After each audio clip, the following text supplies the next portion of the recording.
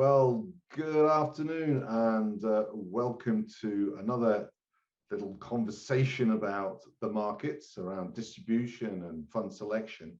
And it's my absolute pleasure, it's been a long time, to introduce Lucy Walker, founder of AM Insights, a relatively new business. But Lucy, we first met when you were as a fund selector back at Saracen, I think, back in the early 2010, 11, would that be right? That would be about right, yeah. Yeah. Yeah, long time. So tell me a little bit about this new business of yours, AM Insight.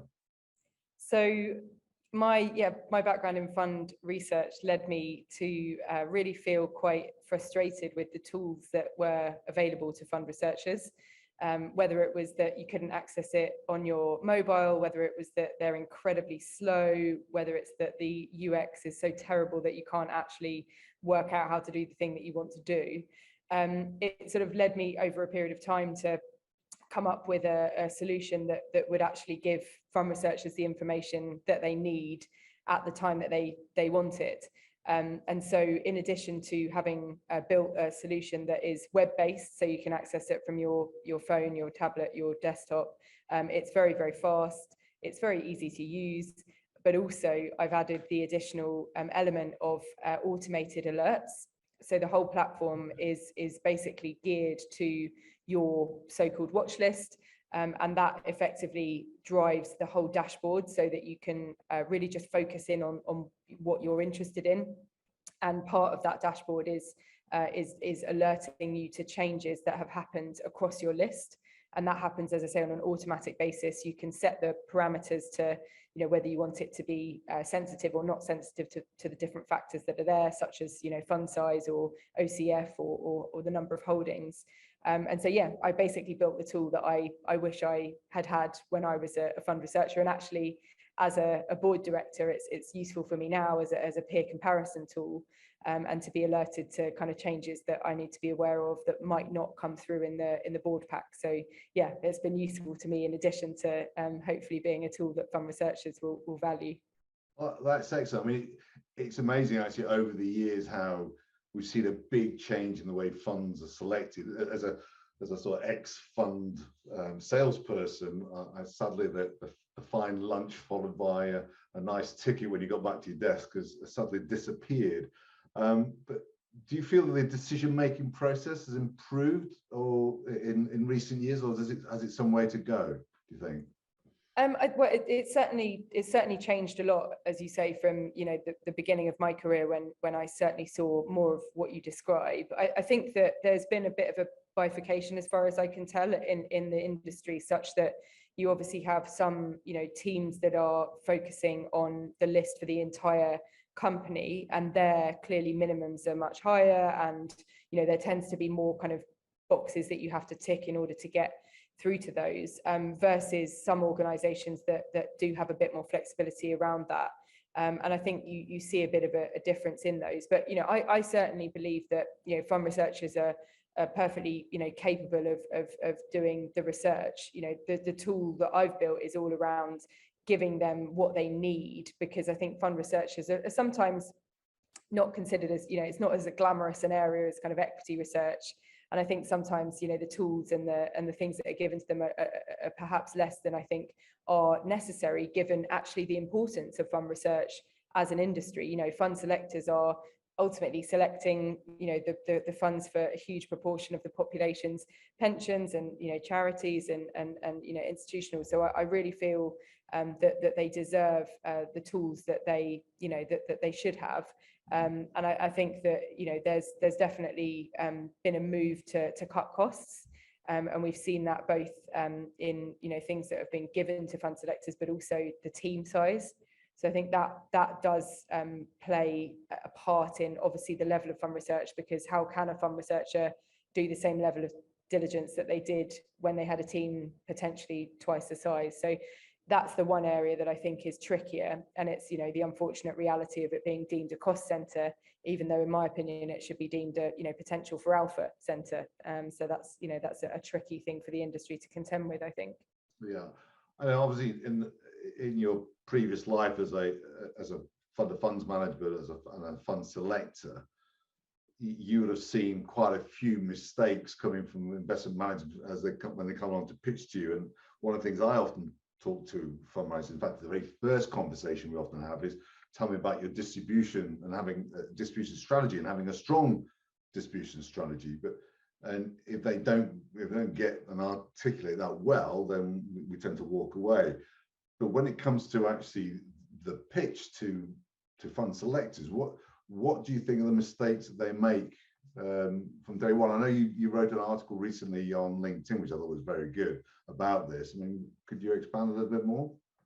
Yeah, so the basis of the post that you're referring to on LinkedIn was really all about, and there's a difference between a manager that's being met for the first time, right, versus an update meeting. So if we focus more on the former, since I guess that's more relevant to most salespeople, the first meeting, I would say there are a few things that I would encourage salespeople to consider.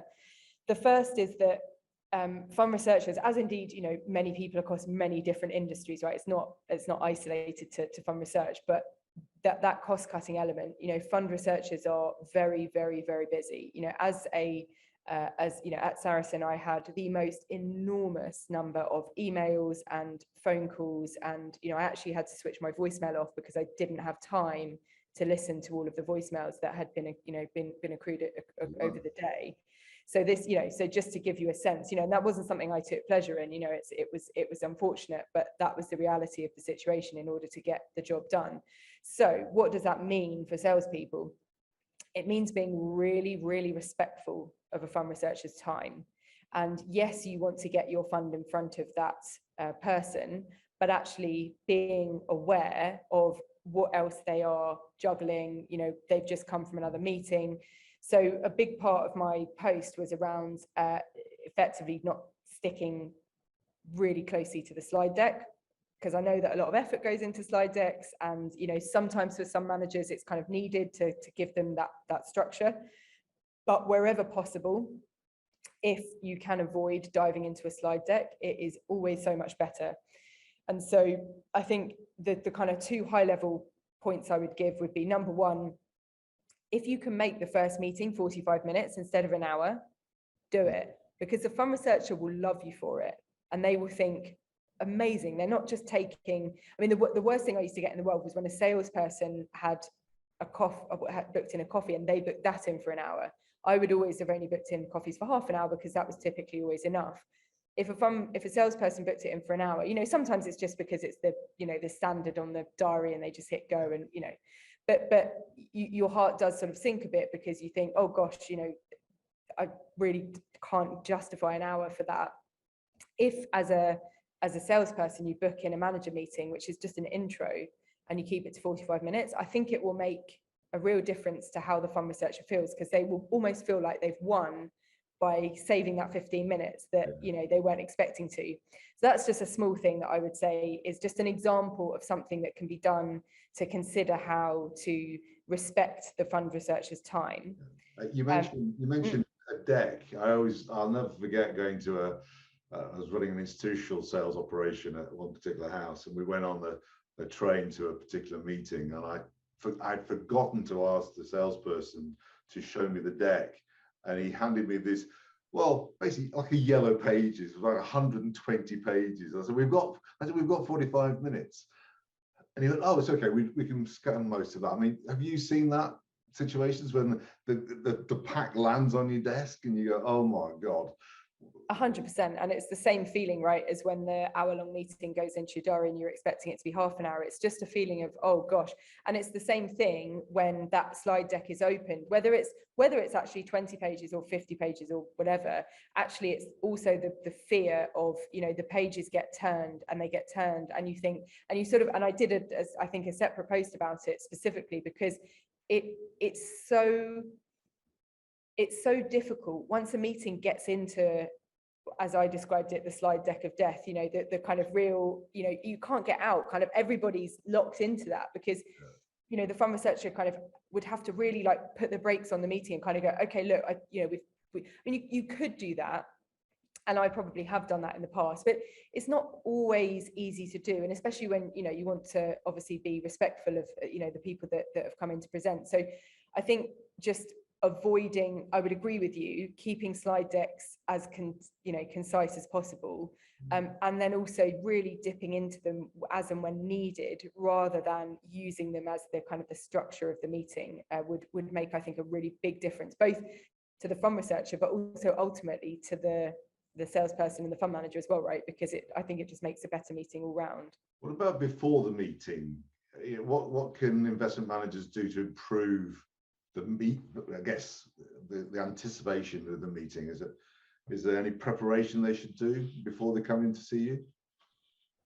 I mean, I would say that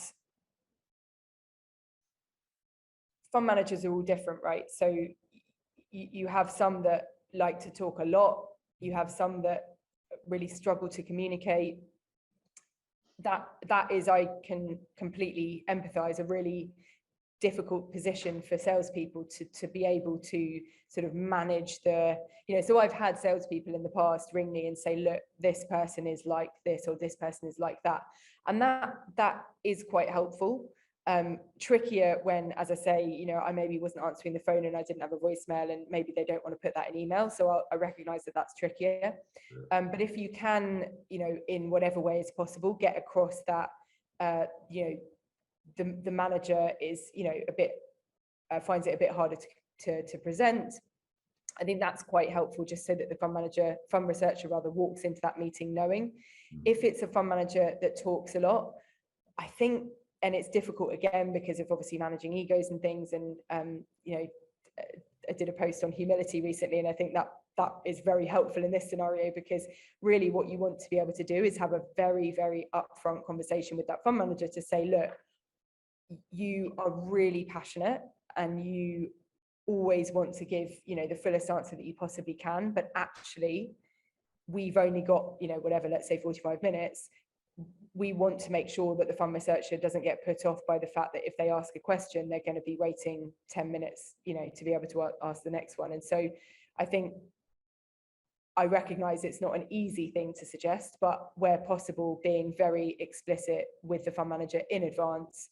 And, you know, if it's somebody that struggles with presenting, get them some presentation training, right? You know, there are things out there that, you know, allow, you know, these sorts of things to be worked on. So yeah, that would be one side of it. And then the other side would be giving the fund researcher the opportunity to, you know, if there are particular things they do and don't want to talk about. So for me, you know, it would always be, look, I don't need an update on, I don't need to know about, you know, the house and the fact that you've got 30,000 offices across the world with 375 million, you know, from, you know, equity analysts, and, you know, it doesn't actually help. You know, of course, it's helpful to understand that the fund manager is, you know, is able to lean on a bank of ex analysts, but that can come up later. That doesn't need to, I think, be covered at the beginning in the level of detail that I sometimes saw, and that almost always put me in a negative mindset, being completely open to the rest of the meeting, because you would kind of just like, I feel like I'm just having my time wasted here. And it's, you know, I'll say that speaking obviously very openly, but the truth is, you know, I can look online to find those details. What I can't look online for is sitting in front of me with this fund manager, being able to ask them questions, listen to their history and their philosophy, and et cetera, et cetera. So yeah, that would be my thoughts there. Wise words. We've all experienced those sort of meetings. I mean, when it sometimes far too many times. When you come in to look at a fund manager, what is the one thing, and this is a difficult question to answer, but what is the one thing that you feel is a requirement before you even engage with them? Is there anything that stands out in your eyes? One thing is tricky, so let me just think on that for a moment. I'll give you two things then. Well, no, I can say one thing. I just wanted to kind of just, so I think that, well, all right, you've given me two, so I'll take the two. I think what one would be having real, and I don't mean confidence as in, you know, confidence in the conversation, but I mean conviction maybe is a better word, in their approach, in their philosophy. Yeah. So that, you know, that, you know, if you kind of ask a question and you get a kind of wishy-washy answer, or you kind of don't get, you don't get clarity, because what's the most important thing for the fund researcher to understand? It's when are they going to outperform and when are they going to underperform? That's kind of like above and beyond anything else. That's kind of the crux of any manager meeting, was like understanding that. Obviously, there's lots of other things underneath that, but if a fund researcher comes away from a meeting and cannot answer that question, it puts them in a difficult spot, because they might think they're really smart, but if they don't know when they're going to under and outperform, how can they recommend that fund? How can they blend that fund, you know, depending on if they're a fund or fund manager? So on that basis, I would say having conviction in their approach such that I don't have any doubt that they're not going to flip, you know, if things get tricky, is one aspect. But the other aspect is kind of linked to that humility post that I referred to, which is really, I often ask a lot of questions about failures and mistakes, and, you know, we all make mistakes every day, right? In some, you know, large or small form, and fund managers are not immune from that. If anything, they make more, because you only have to make, you know, get 51% of decisions right, and you're in the, you know, the top quartile. So, you know, that's 49% of the time you're making mistakes, and, you know, and that's if you're in the top quartile. So I think that if I met a manager that was not able to articulate where they had learnt their, you know, lessons, or the mistakes that they, you know, found the most enlightening, that would have been a red flag, because you only learn by going through the mistakes but then reflecting on them and applying those changes. And if they can't articulate that, then it suggests they're not doing that, and that would be a problem. Yeah, interesting. Now, obviously, as a ex-fund salesperson, you know, my next question is going to be, probably shoot myself in the foot here, but do you think salespeople still have a role to play in the process? Or are they, you know, again, back in the day, back in the, dare I say, the 80s, we would do the sales pitch, we would do the fund pitch itself. Fund managers very rarely came out. Today, I sense that salespeople are actually behaving more like organizers and creating the situation rather than actually delivering the fund pitch. Do you see a future for salespeople, or should it? Or I not? think that that anything where you buy something is generally, in some respect, a relationship business, and that's a relationship with the salesperson and the fund manager ultimately. So I do think there is a place for salespeople, but I think it's really important that salespeople are operating within some of the boundaries that I've, you know, already touched on. So, you know, being super respectful of a fund researcher's time. I get that you have a objective where you have to meet with X number of fund researchers, but that, if you're doing that and you're not adding value, then yes, you might get the meeting, and you might, you know, meet a few people that you're friendly with, and then they don't mind so much because, you know, they've just gone out for coffee and had a nice chat, and that, you know, and there's still value in that, right? But actually, the more that salespeople, I think, can consider the value that they can add, I think the more that they will have a role and a place. So just to, you know, give you an example, you know, with my platform, one of the things that I hadn't necessarily considered was actually my platform has been of interest to salespeople, because, you know, they can consider it from a kind of peer analysis perspective, and, you know, having the information in their pocket. And one of the things that you know, was discussed recently was, you know, actually they are not looking at the same information as the fund researcher, and so if anything, the fund researcher is more educated than they are on whatever it is that they're discussing, and so that sort of always, you know, the salesperson is on the back foot as a result. So, you know, whether it's tools, whether it's the front, you know, the salesperson digging into a particular area that they know that they can then provide value, I think that's where the real value is, and where the salesperson can then as well ultimately enhance the relationships, right? So it's like you provide value, it's a virtuous circle. You're providing value, you become a trusted, you know, person, you etc. So, and, you know, the relationship side of things then means you're more likely to take a meeting with that salesperson, that 30-minute coffee. I didn't do a huge number of those, but the ones I did generally were the ones that I got on with better, just, you know, being honest. And so, you know, but they weren't people that were unhelpful, right? There was a balance of people I got on with, but generally they were the ones that, you know, were valuable as well. So I think there's a real correlation there. That's good to hear. I'll make sure that the salespeople I know are safe in their jobs for a few years to come. Turning back to the fund managers, I mean, again, one of the conversations I often have with fund managers is their availability, particularly if they're coming in from the west coast of the US or from Shanghai.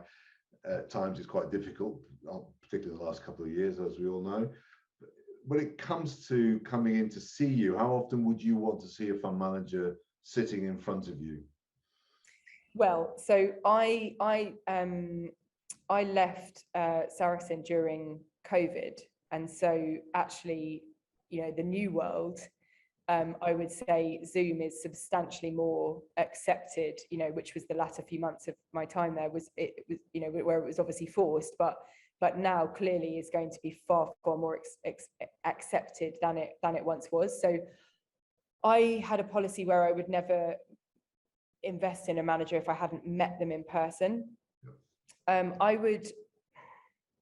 would say I would probably be slightly more flexible on that now, given Zoom, but I do think there is a big benefit to in-person meetings periodically, because you just get that extra level of kind of engagement that, as much as Zoom is amazing, and obviously we're doing this on Zoom, you don't have quite the same engagement as you do in person. So I think, to answer your question in terms of how often I saw managers, it was yearly at a minimum, and it was up to kind of 6 monthly for strategies that were a bit more complex, or where things were moving around a bit more. But yeah, with the Zoom, one of those could undoubtedly be online, and then perhaps just the yearly meeting could be in person. And what about group meetings? Are you okay with the group meeting, or do you prefer a one-to-one? I'd say earlier on in my career, I found great value in going to, the kind of the lunches and the breakfasts that used to get put on. And in truth, those could just as easily be online, and as indeed I'm sure they are now. Again, there's benefit to having the in-person engagement, but yeah, earlier in my career, I'd say I did more of those.